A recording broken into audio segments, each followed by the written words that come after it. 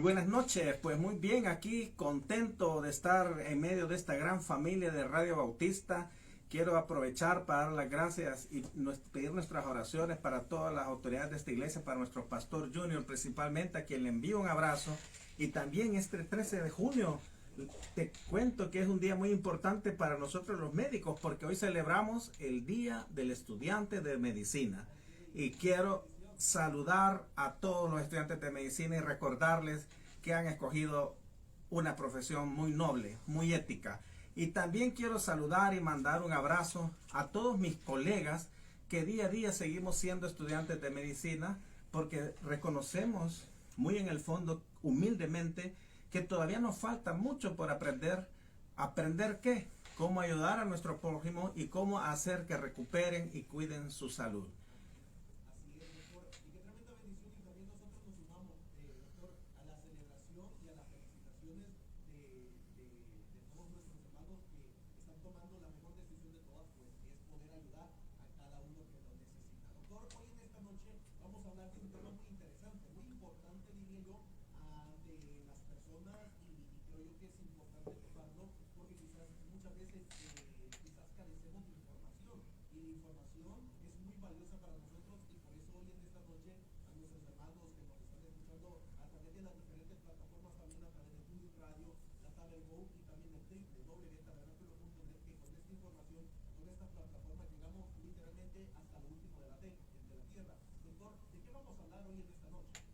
Bueno, tenemos dos temas muy importantes, muy interesantes, que uno es la viruela del mono y el segundo es la hepatitis infantil de origen desconocido. La información en medicina es bien importante porque no es para generar miedo, ansiedad ni pánico, sino que al contrario, nuestros pacientes bien informados recuperan su salud más rápido, tienen mejor apego a los tratamientos médicos y no caemos en la tan peligrosa desinformación que no solo tuvimos una pandemia de COVID-19, sino también una infodemia donde cada quien hablaba lo que no sabía y confundía a muchas personas. Lo que menos queremos en la población es que tenga pánico. Lo que sí queremos es que siga manteniendo su confianza en Dios y por supuesto Dios nos da las herramientas para cuidar nuestra salud y tomar las mejores decisiones.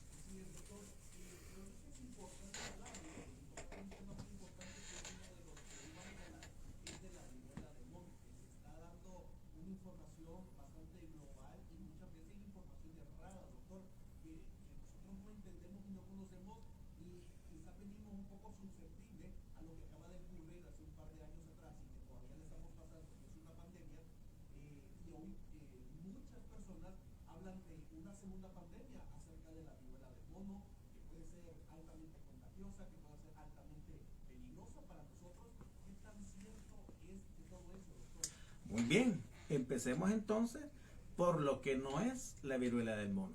Les saluda doctor Emilio Salazar, especialista en cuidados intensivos y emergencias. Bueno, primero, no es una enfermedad nueva, porque apenas surgió el tema y salió en internet que una nueva enfermedad, que nos vamos a morir todos. No es una enfermedad nueva. Se conoce desde 1958, pero hablemos primero de la viruela humana. La viruela humana fue una enfermedad devastadora que cobraba hasta el 30% de las personas. La viruela humana era el virus de la viruela propio del ser humano y que ocasionaba alta mortalidad hasta que se alcanzó la vacunación masiva contra la viruela, considerándose la enfermedad de la viruela erradicada del mundo entero en 1980, es decir, no hay viruela humana en todo el mundo, la viruela propia de nosotros los seres humanos. Hacer un recordatorio de una persona muy importante, el doctor Edward Jenner. ¿Usted lo ha escuchado antes, el doctor Edward Jenner? Pero en la historia de la medicina, entre estos muchachos estudiantes, es muy famoso. Edward Jenner le consideran el padre de la vacunación. Y lo traigo a mención porque Edward Jenner era un médico, pero además de ser un médico, era observador. Y debemos ser observadores y fijarnos en los pequeños detalles. Lo cierto es que en los tiempos de Edward Jenner la gente moría por viruela humana y este médico observó que las mujeres que trabajaban ordeñando vacas no padecían viruela humana y observó que cuando estas vacas tenían la viruela vacuna, es decir, la viruela de las vacas, y tenían las pústulas en las ubres, ellas tenían contacto con la viruela, el virus de la viruela de las vacas, y como son familiares, es decir, estos grupos entran en una familia que se llama los virus pox, cowpox, viruela de la vaca, monkeypox, viruela del mono, y la viruela del ser humano, es decir, es una familia de virus pox, pero no es lo mismo. Entonces las mujeres que tenían contacto con las pústulas se exponían a la viruela de la vaca, no padecían la enfermedad, pero presentaban desarrollaban defensas y no padecían viruela humana y no morían por viruela humana. Entonces Edward Jenner hizo un experimento que si alguien lo hace en el siglo XXI va preso o no sé qué le haría. Pero Edward Jenner tomó las pústulas de la vaca y se las inoculó a un niño de 9 años de edad.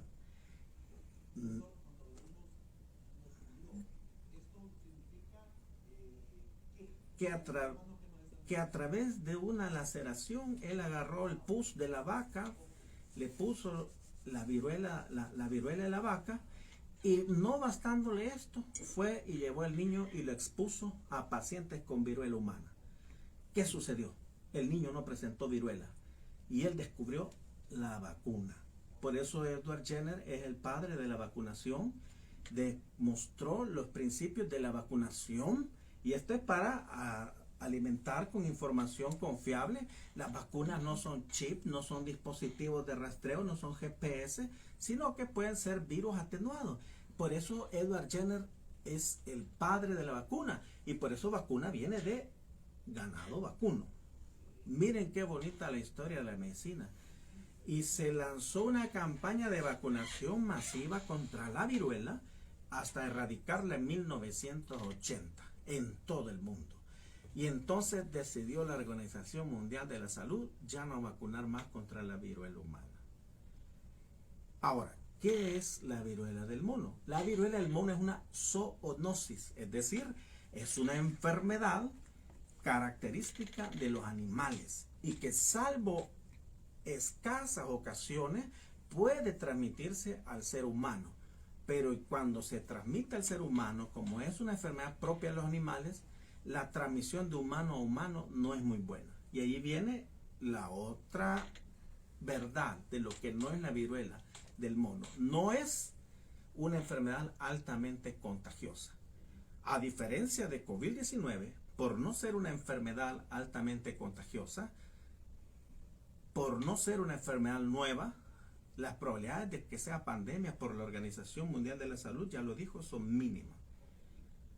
Otra diferencia con COVID-19 es que la viruela del mono, que también tiene el nombre de viruela símica o monkeypox, es que es un virus DNA.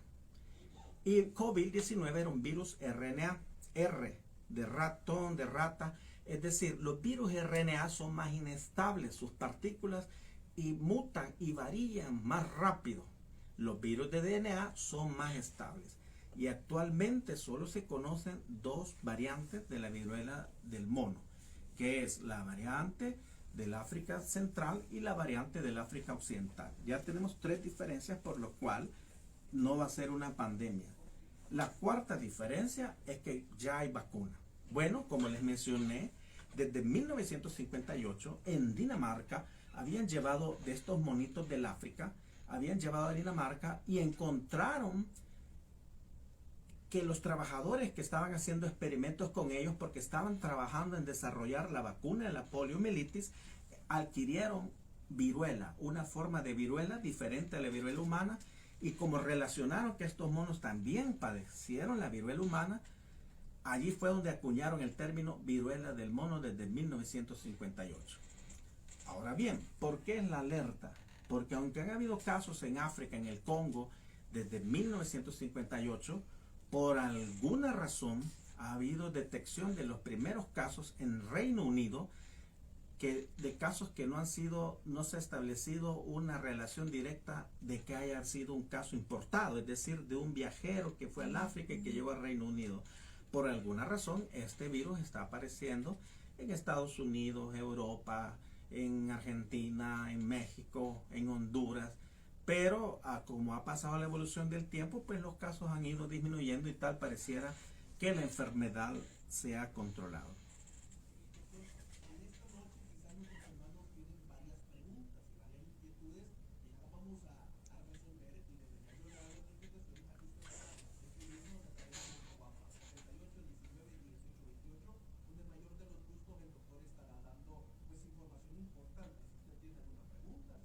Con gusto.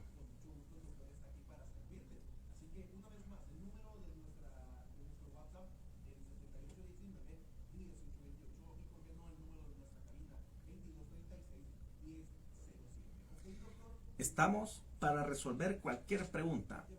Hable ahora o calle para siempre. O si no, en mis redes sociales me puede escribir y con gusto responderé sus preguntas.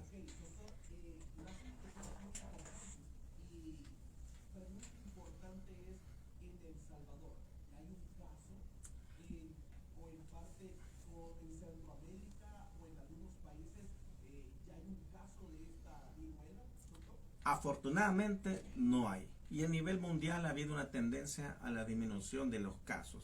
Sí hubieron un par de casos en México, hubo un caso hace unas semanas en Honduras, pero en El Salvador no tenemos al momento.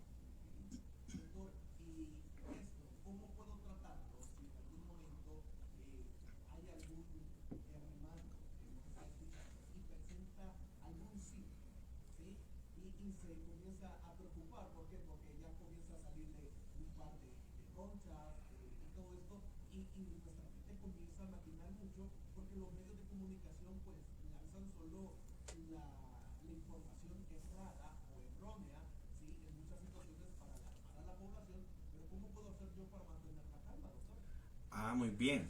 La principal herramienta que tiene la población, primero, es no tener miedo y confiar en nuestras autoridades de salud, a quienes felicito, a nuestro Ministerio de Salud y todo el recurso que ahí labora, médicos y enfermeras.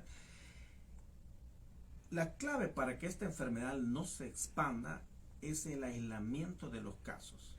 Quiero mencionar que, a diferencia de COVID-19, porque es la enfermedad que tenemos más cerca y que nos aterra y que nos causó tanto dolor, COVID-19 era una alta contagiosidad. Era un virus que desde que usted lo adquiría y pasaba su periodo de incubación. El periodo de incubación es desde el día que entra el virus a su cuerpo hasta que presenta el primer síntoma. Desde el primer día que el virus entraba, usted lo podía transmitir. Y en la variante original de Wuhan, este periodo era hasta de 14 días. Entonces, una persona pudo haber adquirido el COVID-19 en China, y si es un hombre de negocios o un turista o un viajero, imagínense cuántos países del mundo viajó en 14 días y cómo expandió la enfermedad burlando nuestro sistema.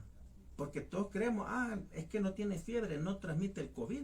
Con el COVID es mentira. Tenía 14 días sin ningún síntoma. En la viruela del mono, él tiene un periodo de incubación similar, de 7 a 14 días, que puede haber variaciones, pero no le va a transmitir durante el periodo de incubación, sino que solo cuando empieza la fiebre, que es el primer signo de la viruela. Entonces, si usted tiene un caso de viruela del mono, es un error quedarse en casa y no reportarlo, porque tiene que tomar ciertas medidas. Va a estar bien, va a evolucionar bien, solo tiene que aislarse. Pero el cuadro clínico, ¿recuerdan la varicela? Es muy similar. Fiebre, dolor de huesos, dolor muscular, puede haber un poquito de tos, pero característicamente al quinto día aparece un brote, una erupción. Le llamamos exantema o rash, que inicia en la cara, cuello, tórax y se extiende a todo el cuerpo. Inicia una secuencia de lesiones dermatológicas que empiezan con una mancha o mácula rosada. de bordes definidos que luego puede evolucionar a hacerse algo más duro, como una roncha, y luego se hace una vesícula, que es lo que le llamamos las vejiguitas con agua clara. Esa es la vesícula. Y luego esta vesícula se puede llenar en su interior de pus, y eso le llamamos pústula, y finalmente se rompe y forma una costra que descama polvo. Entonces, ¿cómo se transmite? Por contacto estrecho. No es como el COVID, que el COVID bastaban 5 segundos, 7 partículas del virus, una distancia. No, esto tiene que haber un contacto estrecho con las secreciones respiratorias, con la saliva, con las secreciones que puedan venir de las lesiones dermatológicas y con los objetos que el paciente tocó. COVID no era así. Es decir, si yo tengo viruela del mono y alguien me toca y luego se lleva sus manos a la nariz, puede adquirir el virus. COVID no. COVID era solo puerta de entrada, ojos, nariz y boca, no más. Pero esto sí necesita un contacto estrecho con estas lesiones. Ahora bien, alguien me puede decir, usted ha descrito una varicela, pero ¿cuál es la diferencia? Que en la viruela del mono aparecen linfoadenopatías dolorosas. Todos tenemos ganglios en todo el cuerpo, en nuestro cuello, en nuestras axilas, en nuestras ingles, incluso adentro de nuestro abdomen, rodeando a nuestros intestinos, y los ganglios forman parte del sistema linfático. El sistema linfático es parte de nuestro sistema inmune. Entonces, cuando tenemos infecciones virales, por ejemplo, estos ganglios que normalmente no nos tocamos crecen, pero en la viruela del mono duelen. Otra característica es que las vesículas pueden ser tan dolorosas que impiden la movilidad de los dedos. No hemos visto en lo personal ningún caso de viruela del mono. No hay un tratamiento definido, quiero decir, mire, con esto, pero sí aislamiento y manejo de los síntomas. Disminuir la fiebre, disminuir la picazón, disminuir el dolor y evaluación por los médicos de cabecera a través de nuestro examen físico de ciertas pruebas de laboratorio para detectar los casos graves. Mortalidad, la mortalidad más alta, 10% en la variante del África Central. Es decir, no se espera mortalidad alta. No ha habido al momento en los casos que se han reportado ningún caso de mortalidad por viruela del mono, pero no quiere decir que no nos vamos a proteger. ¿Cómo protegerse? La mascarilla vino para quedarse. Segundo, aislar los casos, reportarlos y aislarlos. Lavado de manos con agua y jabón. Y por supuesto, si usted tiene un paciente de estos, tener mucho cuidado con las secreciones respiratorias de la boca y de las lesiones dermatológicas.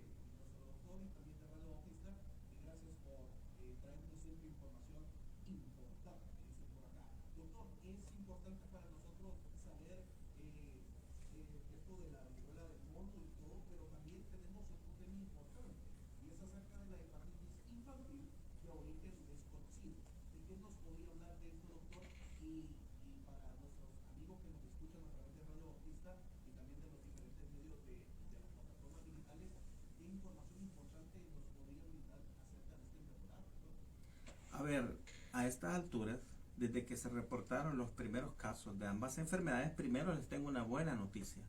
Los casos han disminuido, no ha habido una progresión de casos, y en El Salvador pues no tenemos ningún caso de ambas enfermedades. Hablemos de hepatitis. Hepatitis viene de la combinación de dos palabras. Uno, itis, que viene del griego y que quiere decir inflamación. Cuando hablamos de hepatitis, hablamos de una inflamación del hígado. Hepatitis ha habido siempre en niños, adultos, pero en el Reino Unido empezaron a reportar unos casos, casualmente ambas enfermedades, los primeros casos fueron en el Reino Unido, de hepatitis en niños. Pero ¿qué llamó la atención? Que a estos pacientes le hicieron pruebas de las causas más comunes de hepatitis, es decir, los virus hepatotrofos, aquellos virus que tienen un gusto especial por atacar el hígado. Le hicieron pruebas de hepatitis A, B, C, D y E y eran negativos y no encontraban causa. También descartaron otras causas de hepatitis, es decir, el hígado lo puede inflamar, consumo de drogas, ciertos medicamentos, ciertas situaciones pueden hacer que nuestro hígado se inflame. Habiendo descartado todas estas causas de hepatitis y viendo que habían casos que progresaban a una falla hepática fulminante, que algunos requirieron incluso trasplante hepático, empezaron a estudiar y acuñar un nuevo término, una hepatitis infantil de origen desconocido, porque no encontraban la causa de inflamación de este hígado. E incluso tomaron biopsias, es decir, muestras del tejido hepático, y no encontraban un mecanismo infeccioso específico de inflamación del hígado, y algunos fallecieron. Entonces los científicos empezaron a estudiar, y como siempre el primer mito o la primer mentira, porque no hay otra forma de llamarlo, que salió en internet es que la hepatitis era por vacunación de COVID. Pero empezaron a estudiar los casos y muchos de estos niños ni siquiera habían tenido esquemas de vacunación de COVID, porque inician desde los 6 años hacia arriba.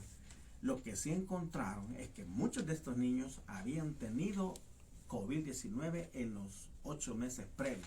Entonces, en Israel se empezaron a hacer estudios anatomopatológicos de estos niños para ver qué sucedía. Más adelante se encontró que estos niños tenían un virus, el adenovirus F41. Pero vino una gran pregunta. Este adenovirus ocasiona enfermedad o infección respiratoria, mas no fallo hepático. Los científicos han seguido estudiando y al momento hay una teoría que todavía es teoría, porque la ciencia médica sí es, primero hay hipótesis, pero es una teoría muy firmemente interesante y que habla la teoría del superantígeno. El British College of Londres publicó un estudio en el que encontró que en estos niños que habían padecido COVID-19, el virus no abandonó el cuerpo. Es decir, padecieron la enfermedad de COVID-19 de una forma leve, superaron el COVID-19, pero al ir a buscar el virus meses después, encontraron que este virus de COVID-19 se quedó a vivir allí en el intestino delgado.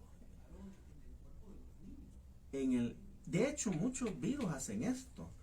Bueno, la última noticia que vimos allí en esta semana es de Justin Bieber. No sé si usted vio que tuvo un derrame facial secundario a una infección de varicela zoster. Es decir, él tuvo varicela cuando estaba chiquito, la varicela se va a alojar. La varicela es una enfermedad benigna, pero el virus de la varicela en ocasiones se puede ir a alojar a la médula espinal, a nuestros nervios. Y de pronto, cuando pasan los años y la varicela resurge y da una segunda infección, el cuadro puede ser más grave. Y es lo que le pasó a Justin Bieber. Entonces, muchos virus hacen esto sin dar síntomas, sin dar enfermedad, aparecen. Herpes zóster, vesiculitas agrupadas. Y la gente dice, es que me dio estrés, o vesículas en los labios, es que me salió. No, usted tiene el virus del herpes zóster alojado en su cuerpo. Y el estrés, ciertas situaciones, hacen que el virus salga de los nervios espinales y produzca de nuevo los síntomas de la enfermedad. Entonces, han encontrado que el virus COVID-19 se quedó en el intestino delgado. Y cuando el niño tiene una infección por el adenovirus y se juntan los dos virus en el cuerpo, nuestro sistema inmune, que es de lo que hemos hablado desde el inicio de Edward Jenner, las vacunas, la inmunología, hace una reacción ante estos dos virus potencializada por por anticuerpos, por células T, mediadores inflamatorios que finalmente llegan a inflamar el hígado. y por eso no encuentran el virus de COVID-19 en el hígado, ni el adenovirus, ni ningún otro virus, porque es un mecanismo de inflamación. La inflamación es un fenómeno grave, que es para protegernos, pero es grave. No es como antes se decía, ¿va? Que mire, COVID le va a inflamar, tome ibuprofeno, ¿va? Qué bueno que así hubiera sido esto. Es inflamación secundaria a la presencia de dos virus, que son COVID-19 y adenovirus F41, le llaman los médicos del Colegio de Londres la teoría del superantígeno. Es decir, no es que el adenovirus llegue y destruya las células hepáticas, sino que la combinación de ambos virus produce una reacción inflamatoria sobre el hígado. Y el hígado, que tiene miles de funciones indispensables para la vida, falla. Y a esto le llamamos falla hepática fulminante o hepatitis infantil de origen desconocido. ¿Qué puede hacer la población para que esto no aparezca?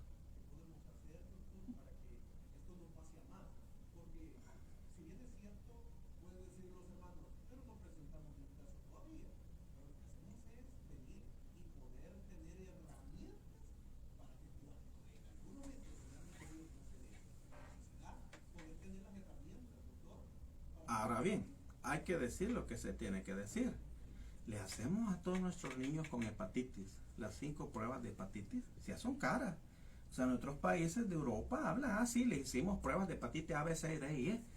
Eso $1,000 o $2,000 son esas pruebas. Entonces, afortunadamente, oficialmente no ha habido casos de hepatitis infantil de origen desconocido, pero todavía me reservo de que no haya presentado un caso de hepatitis. Pero en fin, si esta teoría se llega a comprobar, lo que tenemos que hacer es evitar la infección por COVID-19. COVID-19 ha cambiado. La última variante, la Omicron B.2, es una variante leve, de alta contagiosidad. De hecho, yo he visto un incremento en la consulta privada en las últimas 3 semanas de grupos familiares con pruebas positivas para COVID-19. Ninguno ha requerido hospitalización, ninguno ha requerido oxígeno, ninguno ha requerido antibióticos intravenosos, ni anticuerpos monoclonales, ni tratamientos caros, porque la variante es más leve.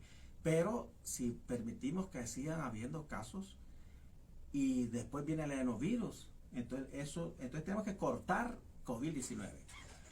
Solo 4 medidas están demostradas científicamente que funcionan para COVID-19. 1, complete su esquema de vacunación contra COVID-19 hasta su 4ª dosis. 2, continúe el uso de la mascarilla. 3, distancia social de 1.5 metros. Y en 4º lugar, lavado de manos como sea necesario, ya sea agua y jabón, alcohol de 70 grados. Estas 4 medidas no solo previenen COVID-19, previenen muchas enfermedades que son transmitidas por nuestras secreciones respiratorias, nuestras secreciones orales.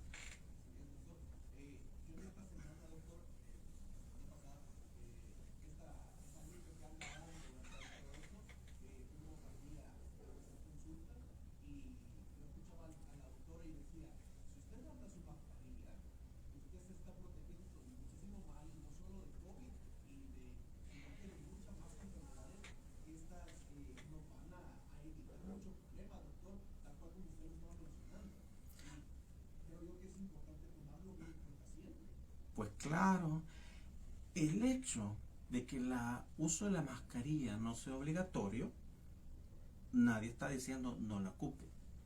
Es como el lavado de manos. Nadie nos va a obligar a lavarnos las manos, pero si vamos a comer, así usted vaya al mejor restaurante, lávese las manos. Estas medidas vienen a quedarse. Y nosotros, pues, sé que hay muchos creyentes que nos escuchan. Claro, creemos en Dios y Él está para cuidarnos, para protegernos, pero el hombre sabio ve el mal y se aparta. Entonces, usemos nuestra mascarilla con sentido común. Es decir, voy a entrar a un lugar donde hay aglomeración de gente, yo uso mi mascarilla. Voy a ir a la playa donde hay distancia social, no hay muchas personas a mi alrededor, no puedo yo decir no voy a ocupar mi mascarilla. Estoy en mi casa con mi familia, yo puedo quitarme mi mascarilla. De pronto yo amanecí con fiebre y tengo tos y voy tosiendo y voy tirando todos los mocos allí en el bus, yo debo ser responsable con mis prójimos y usar mi mascarilla para no yo transmitirle, no sea COVID, gripe, influenza. Hay muchos casos de influenza en estos días también. Se ha disparado los casos de influenza también, entonces ocupemos nuestra mascarilla. Bueno, la viruela del mono no se puede quitar, sino que la mayoría de las enfermedades virales no tienen cura. Es una enfermedad, digamos, benigna, autolimitada, que el cuerpo a través de sus defensas la va a superar sola. La principal prioridad, si acaso hubiera algún caso, que esperemos que no lo haya, es aislar los contactos para que el número de casos sea menor.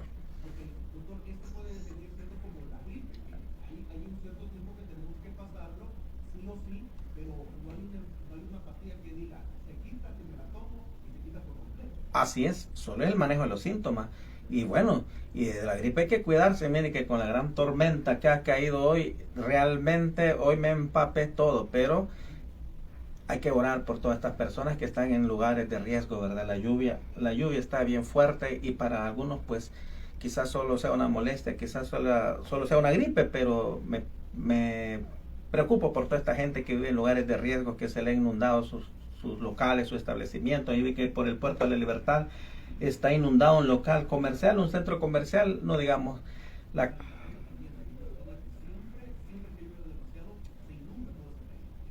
Y es que este invierno han dicho que va a ser peor, ¿verdad? El fenómeno de la niña, creo, algo así.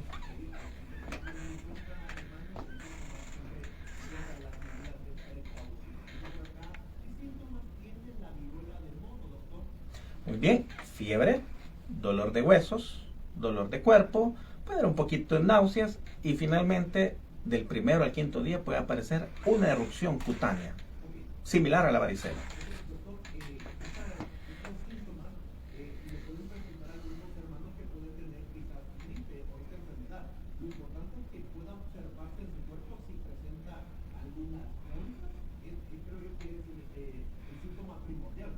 Es lo que lo diferencia. Si a los médicos es bien difícil, vemos un paciente con fiebre, tos, puede ser gripe, COVID, dengue, etcétera, pero lo que le va a diferenciar es que es una lesión similar a la varicela. Pero ojo, no vaya a tener a alguien varicela y vaya a pensar que tiene viruela del mono, porque varicela hay pues, y es una enfermedad benigna, es muy similar a la varicela. Ahora, ¿cómo se hace el diagnóstico definitivo? Bueno, se toma una muestra del pus y se envía a Estados Unidos, a la CDC de Atlanta, donde hacen la identificación molecular del virus. Hay algunas características clínicas que nos pueden hacer pensar que no se trata de una varicela, ¿verdad? Esperemos no tener ningún caso acá.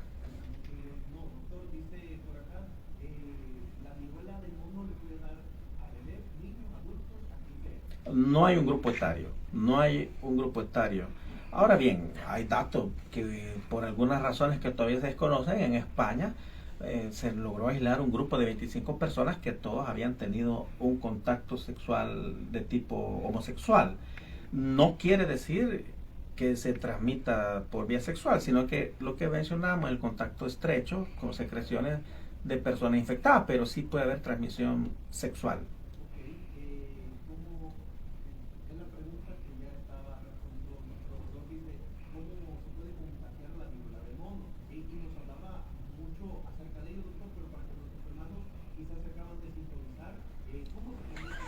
Hay dos formas de transmisión de una zoonosis. Uno es la zoonosis, la transmisión primaria, y otro es la transmisión secundaria. La transmisión primaria es cuando va directamente del mono a la persona, al ser humano. Esto ocurría cuando en África se limitaban los casos y esporádicamente quizás había un caso en algún sitio del mundo. ¿A qué se refiere esto? La viruela del mono es un virus que transmite solo por las secreciones respiratorias, secreciones orales de nuestra saliva y por las secreciones de nuestras lesiones dermatológicas. Entonces, usualmente los niños, las personas en África incluso comen mono. Uno de los casos que se reportó en África era un niño que no había sido vacunado contra la viruela humana y que recientemente habían comido carne de mono. Esa es la transmisión primaria, es decir, los cuidadores de estos monos en las selvas. La transmisión secundaria es cuando ya un ser humano tiene este virus y se lo transmite a otra persona. ¿Cómo se transmite? Contacto estrecho. ¿Cómo?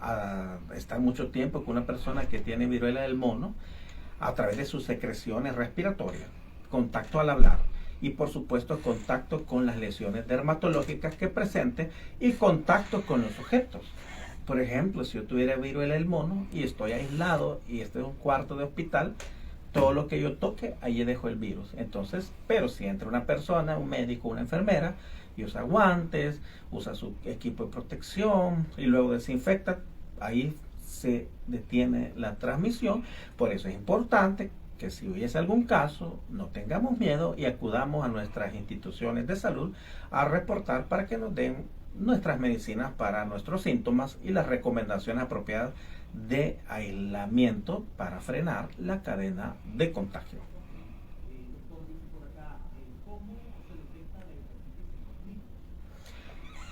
Ok, muy buena pregunta. La hepatitis es una inflamación hepática.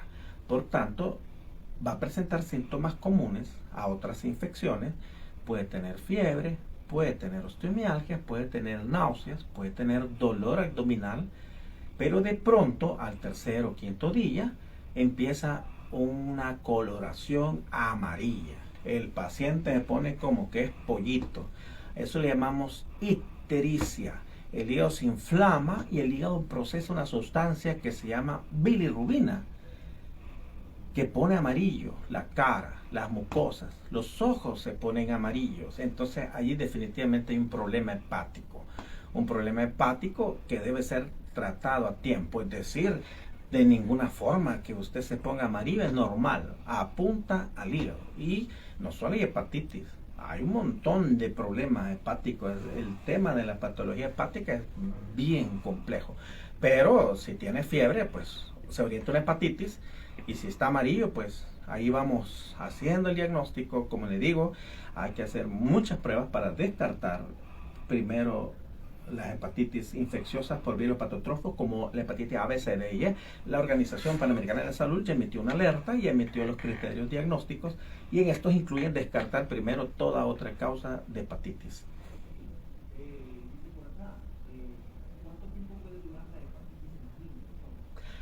Bueno, depende, porque es una pregunta muy amplia.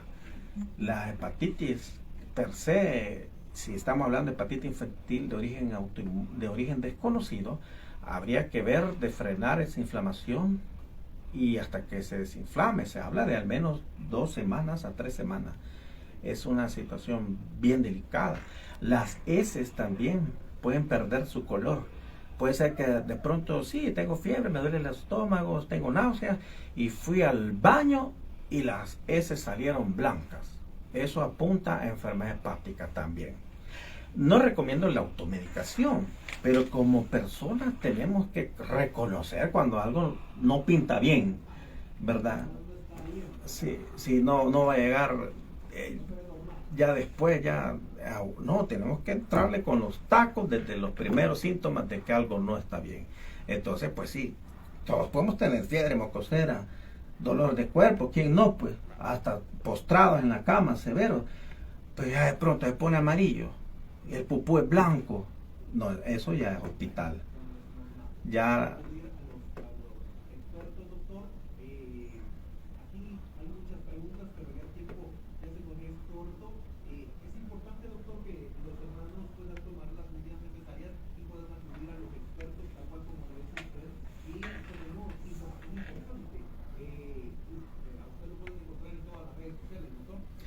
Así es.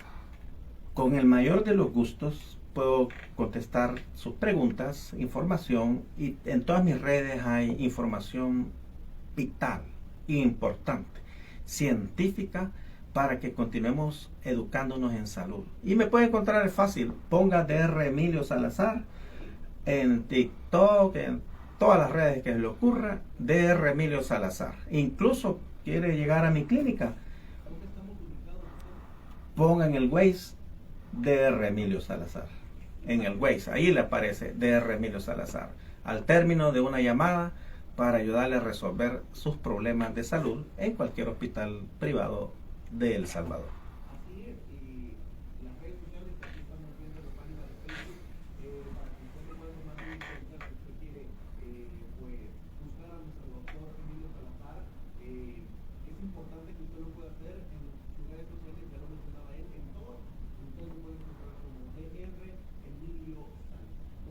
sido un gusto poderle tener aquí en los micrófonos de Radio Bautista y que pueda aceptar la invitación. Muchísimas gracias por la información que nos vino a brindar. El gusto ha sido todo mío. No olviden abrigarse bien, que está lloviendo muy fuerte. Y mañana no deben olvidar llevar su poncho, su paraguas y salir temprano, porque hay como pone el tráfico cuando medio llueve aquí en la capital. Que Dios me les bendiga. Un abrazo a todos.